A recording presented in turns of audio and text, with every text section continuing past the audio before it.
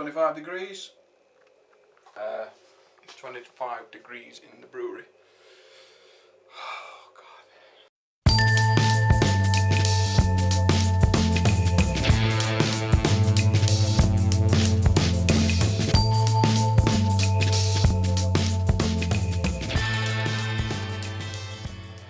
Happy Homebrew Wednesday, guys, number 12. 13.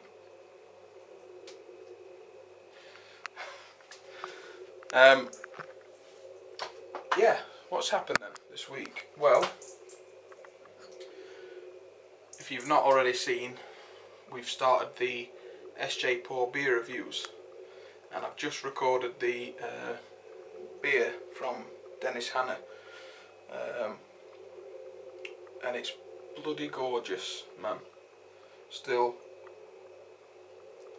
savouring it. Fantastic, fantastic. So I'm enjoying that. The American IPA that we're brewing up for the BrewBQ, not this weekend, the next weekend,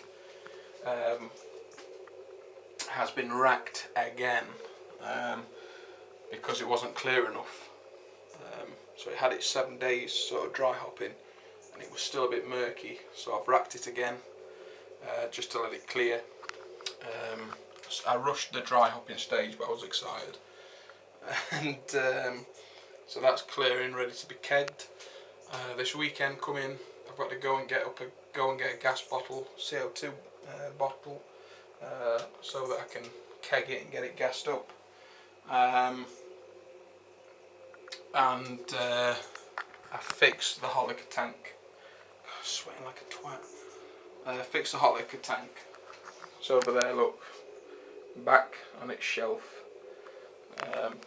Everyone's been kind enough to leave me comments about different methods in which to sort of shut the power off or remind me to turn off the heater before I empty it, and I came up with this really, really cheap turn off heater, you bloody idiot. So that's working. So let's have a look, because I've filmed it. Let's have a look at a few clips of it and you'll see the new element. So let's have a look at that now. Right. Yeah, we're looking a bit of a mess in here actually. But who cares? I'm going to sort it out when the hot liquor tank's finished. Here's the new element. It's a lot smaller than the other one, but it dips down. You can see it's got that bend on it. So it'll get sort of further into the bottom. The element hole is quite high up, so this dip sort of sticks it further down into the bottom, a bit like Harry's. So I have actually tried it last night, but it looks like it's going to be alright. It's a good tight fit, so the rubber should seal it. So let's get it in. Actually, before I put it in, let me just explain to you how it actually fits in the hole, because when I was doing it I couldn't envision how it would tighten up in the hole. Alright, so let me have a talk through it with you. The rubber gasket has got a lip on it, just here. Alright, and as you put it through the hole, that lip is pressed up against the outside. Right. This bolt here is attached to this screwed rod, which is attached to this plate here. As you tighten the bolt up, it pushes that plate towards the rubber, squashing this up and sealing the hole. Right, so you can get it into that point quite easily, just slide it in. And this is what I mean about the importance of getting your hole cut the right size. It's better to have it too small and sort of lube the rubber up to get it in. So I get one end in like that, and then with just a pair of scissors or something blunt, I like to feed the other side in, just gently. Don't force it, don't cut your rubber or that way you get a good tight fit. Right, so it's in now. It's tightened up, a bit of a squeeze, but that's fine.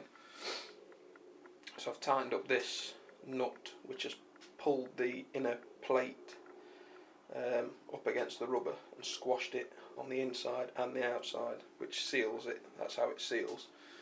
So now I'm just going to see if there are any leaks. Right, so we're full. I've filled her up and the element's in. And she's not leaking, which is brilliant. These rubber gaskets around the washing machine elements are fantastic because the way they tighten up, they create a perfect tight seal. But my tip for you when you're testing your seals on your kegels or your hot liquor tanks is to fill the keg to the top when you're testing for your leaks. Don't just sort of put the water level just above to check, because like I found they weren't leaking, but when you put the extra water in, the extra volume and the extra pressure pushing down, that's when you found the leaks. So just a little tip for you. Let's wire her up, see if she works. Climbing, guys, 22, 23 degrees. It's all wired up now, I've just got to seal it up again. And I can't see what you're seeing.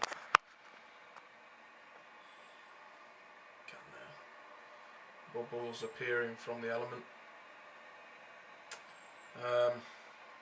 So yeah, we're back in business. Hot liquor tank is working again. That wasn't too bad. Nice easy fix. I'm a happy boy again. Yeah, so we're back in business. She's heating up quicker than the other one. So it's a smaller element, must have more power going through it. So yeah, that's back in action. I was so annoyed when I did it because it was the Thursday. It was the day before I was going away for the anniversary weekend with my wife, and it was sort of on my mind. I hate things being out of place or wrong. I like to get them fixed straight away. But anyway, I'm glad I managed to sort it out. It went in without any hiccup, wired up perfectly, and just works. So the barbecue, I've made a new barbecue. Something about men and building barbecues. But let's have a look at that now.